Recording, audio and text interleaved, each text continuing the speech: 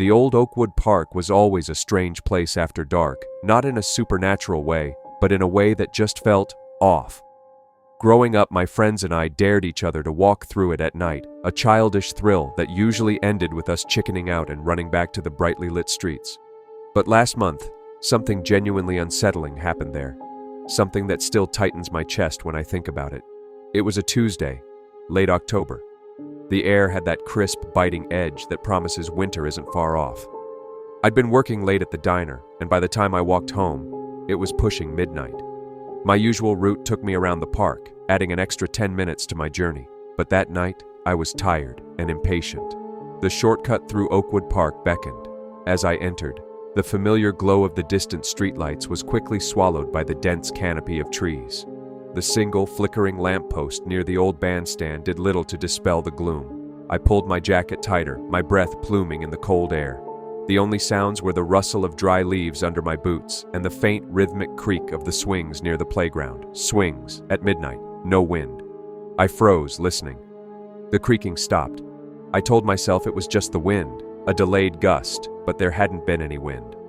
A shiver, unrelated to the cold, snaked down my spine. I picked up my pace, keeping to the main path, my eyes darting into the impenetrable shadows that lined the perimeter. Then I heard it again, a low, almost imperceptible whisper. It sounded like a child's voice, muffled and distant.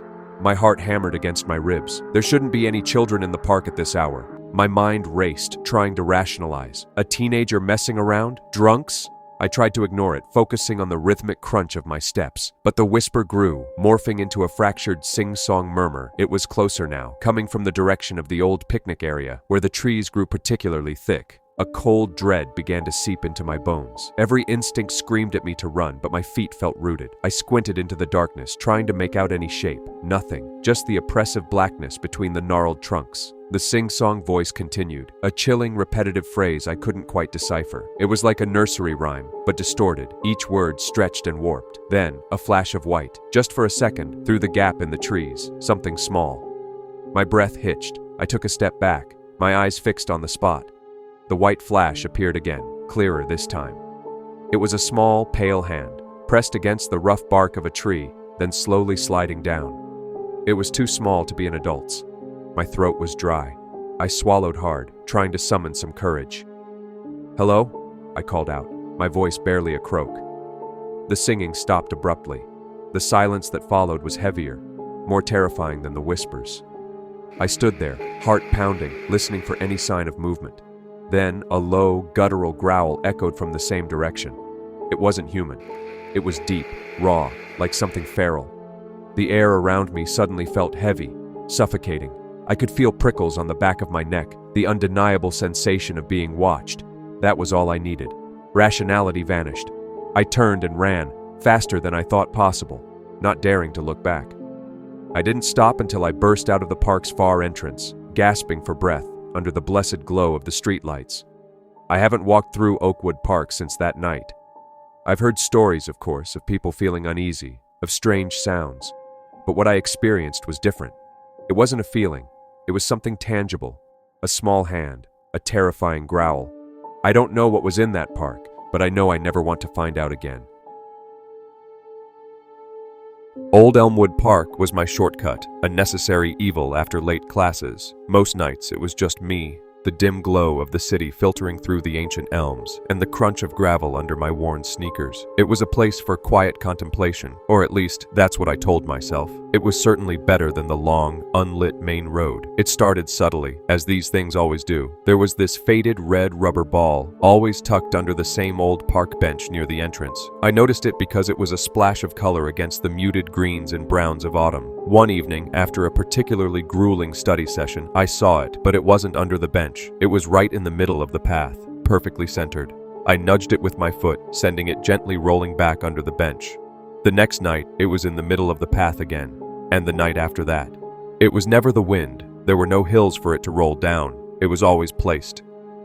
Then came the sounds, rustling in the thick bushes that lined the path, too distinct for a squirrel, too rhythmic for the wind. I'd freeze, heart thudding, straining to hear over my own pulse, but the sound would stop as soon as I did. Sometimes I thought I heard a muffled whisper just at the edge of audibility, like someone calling my name from a great distance. I'd spin around, but there was never anyone, just the towering, silent trees. The air started to feel heavy, as if someone was perpetually standing just out of sight, observing. I began to pick up my pace, my eyes darting into the deeper shadows, convinced that any moment a shape would detach itself from the gloom. One evening, I glanced towards the crumbling stone wall at the far end of the park, usually shrouded in absolute darkness. For a split second, I saw it, a figure impossibly tall and still, silhouetted against the faintest hint of city light. It wasn't moving, just watching. The moment I registered it, it was gone, swallowed by the darkness. My breath hitched. I practically sprinted the rest of the way home that night, not daring to look back. The next day, I found a small, crudely carved wooden bird perched on the edge of my desk, right beside my laptop. I live alone. My windows were locked. I knew I hadn't carved it. A chill spread through me, colder than any autumn breeze. It was identical to a series of birds I'd seen in a local craft shop, but I had never bought one.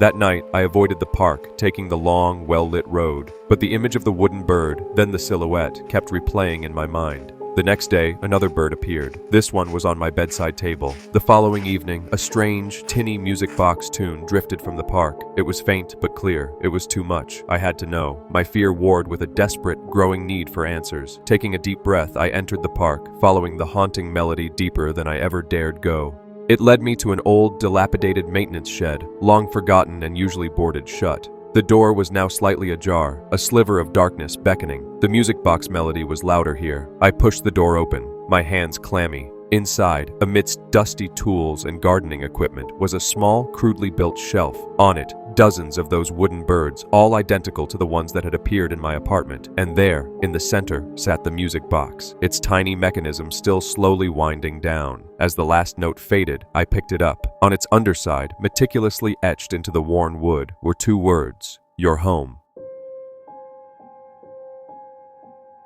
The park had always been my refuge. A sprawling expanse of green, dotted with ancient oaks and winding paths. It was where I went to untangle the knots in my mind.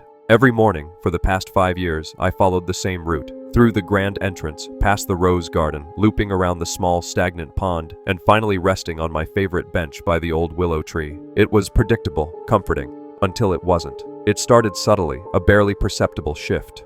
One Tuesday, the bench by the willow, usually facing the pond, seemed angled slightly more towards the dense thicket behind it. I chalked it up to groundskeepers, or perhaps I'd simply misremembered.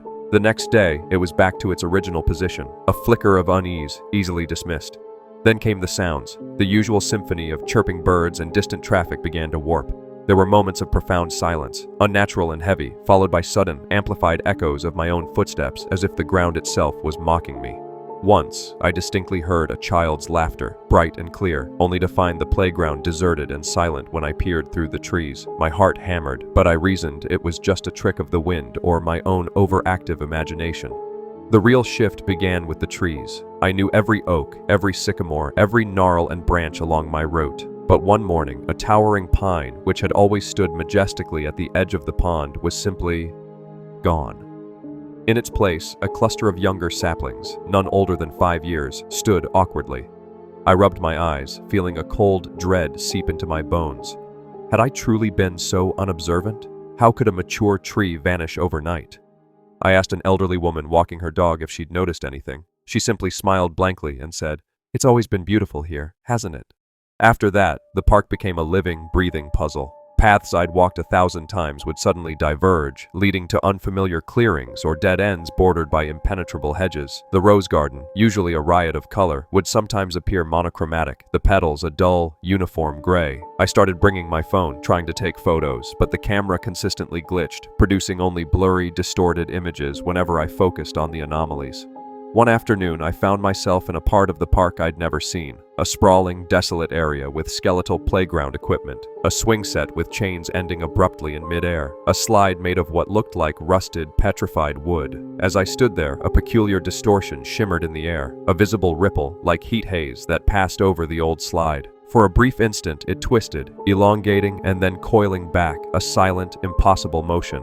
I staggered back, my breath catching in my throat. This wasn't just my imagination. The park was changing. It was shifting, rearranging its own reality, and it seemed no one else noticed. Or perhaps no one else could notice. I tried to leave, to put distance between myself and this unsettling, mutable landscape, but every exit I approached would somehow lead me back deeper inside. The main gate would be replaced by a dense wall of foliage, or a path I was sure led to the street would curve inward, depositing me back by the stagnant pond. Panic clawed at me. The park wasn't just a place. It felt like a vast, organic mechanism, silently operating, subtly manipulating its own components, including me.